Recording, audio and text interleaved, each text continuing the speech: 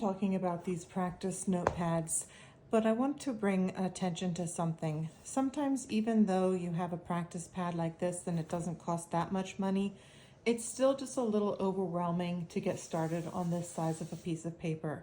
I have a couple suggestions.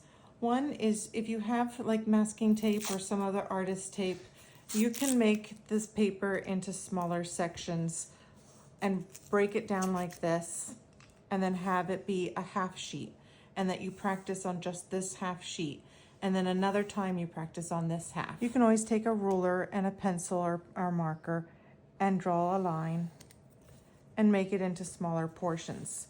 You could even make it down into even smaller portions.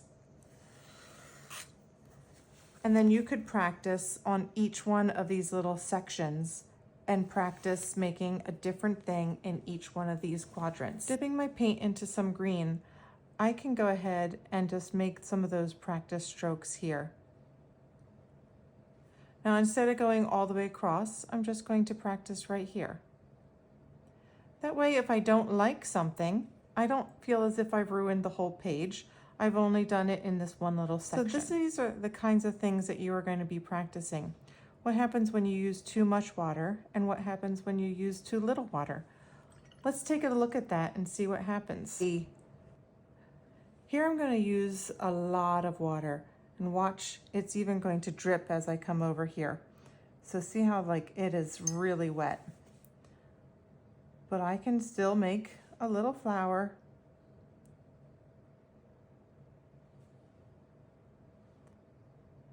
Like that. But see how this one's going to get, it's really drippy, and then these got much drier. You want to try to get some consistency.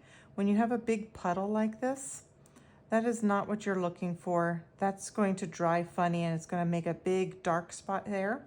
Where this, over on this side, I started to let my paintbrush get dry, and it's going to have a much more drier effect. Using this 1/2-inch flat brush, I can make a whole square here, a color, and we can paint on top of it then.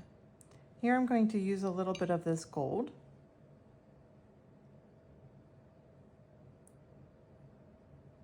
I'm going to make another one. Do it over here. You can either wait and let that dry naturally, or you can use a heat tool like this.